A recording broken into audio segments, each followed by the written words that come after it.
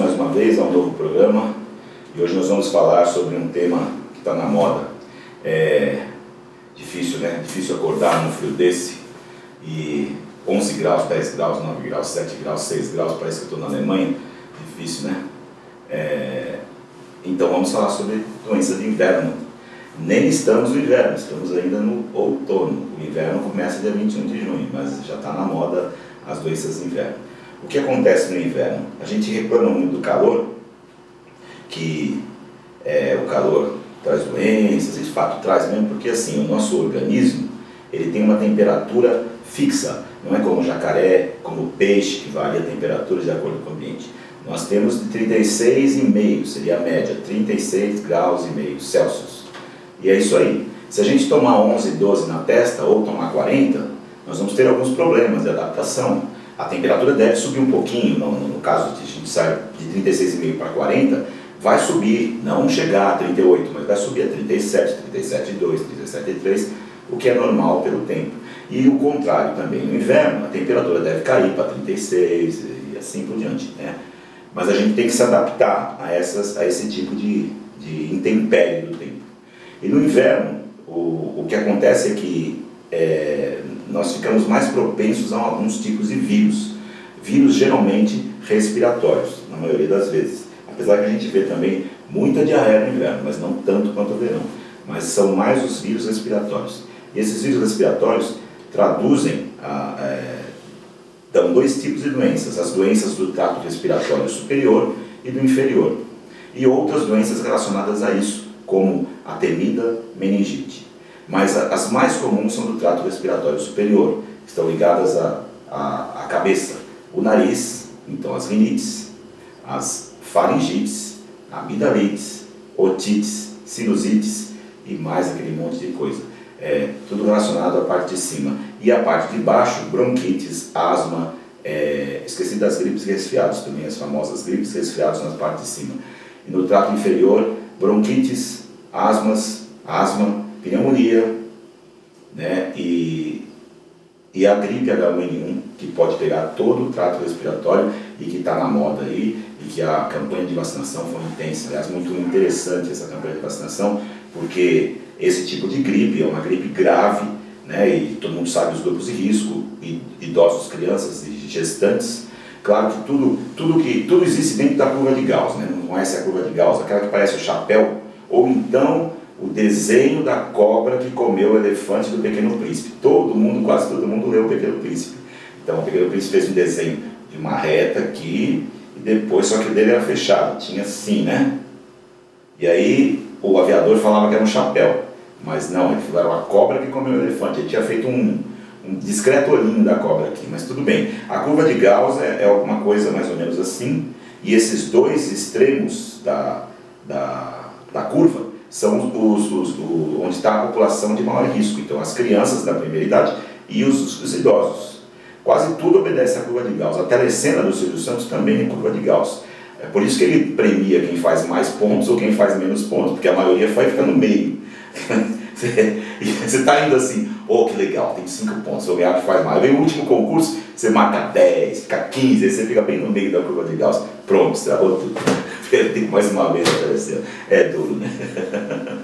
Então são as crianças e os idosos que são os mais suscetíveis. Então o que acontece, né, no inverno? No inverno a sua mucosa acaba ficando mais seca. Não é o caso que está acontecendo agora. Nós estamos vivendo um outono e inverno atípico, porque via de regra o outono e inverno, pasmem, é tempo de seca, não costuma chover. Agora está chovendo tanto, está alagando, eu acho ótimo, porque assim não vai ter racionamento, podemos usar água com moderação, mas não sem racionamento. Mas normalmente o outono e inverno é um tempo de seca, não chove, fica seco. A mucosa seca começa a ter problemas, porque você não tem um muco protetor. Aí o vírus se aloja com mais facilidade e aí você vai ter doença. E as gripes e resfriados são as principais, as mais comuns. E vamos fazer aqui uma distinção. O resfriado é uma coisa mais leve, mais branda. A pessoa tem quase os mesmos sintomas: coriza, tosse,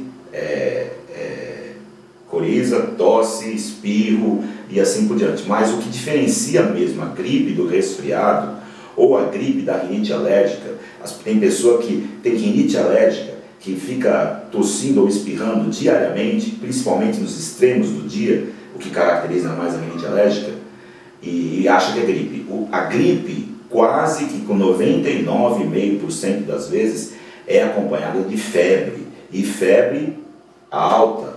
A gripe te leva para a cama. Tinha até um comercial antigo que falava assim, vitamina C e cama. É isso mesmo, muito mais cama do que vitamina C. A vitamina C, ela aumenta a sua resistência imunológica. Vitamina C na dose correta, 200 mg por dia, que é a dose diária, uma laranja, uma acerola, não precisa mais que isso. Não precisa ficar gastando dinheiro com vitamina C. E a gripe então leva para a cama, dá dor no corpo, muita indisposição, incapacidade, tem dias, a gente perde dias de trabalho. Então é por isso que as empresas insistem na vacina. Agora a vacina é mais sofisticada, tem H1N1, nós vamos falar dela no outro programa, que aí é a segunda parte, mais do trato respiratório inferior, que a H1N1 é mais complexa. Mas há um investimento grande, né, principalmente das empresas, para não perder dias de trabalho. A gripe te imobiliza mesmo, ela te leva para a cama e faz perder dia de trabalho. Então evitar essa confusão. E outra coisa também, vale aqui um alerta para as mães, que o que fazem com as crianças? A criança chega nessa época, tem uma febre, corre para o pronto-socorro. Isso é uma conduta inadequada, porque no pronto-socorro é um meio de cultura. Lá tem meningite, lá tem diarreia, lá tem várias coisas e as bactérias estão por ali, rodando por ali. Então se a criança não tem ainda um processo, um quadro bem estabelecido e já pronta, ela vai para o pronto-socorro imediatamente, ela vai pegar. Então a ideia é, toda a bactéria, o vírus, ele não acontece a febre agora, já tem o diagnóstico, não. Leva de 48 a 72 horas para aparecer os primeiros sintomas, para aparecer alguma coisa que o médico possa ver. Uma amidalite, por exemplo, mesmo se você tiver a bactéria na garganta, se teve febre hoje, não vai aparecer nada, vai levar 48 horas ou 72 horas para aparecer as placas de pulso, para as manchas de pulso. Então não precisa sair correndo e levar a criança no pronto-socorro com febre, mesmo que seja de 40 a 39 graus. Principalmente se você der um antitérmico e ela melhora depois do antitérmico.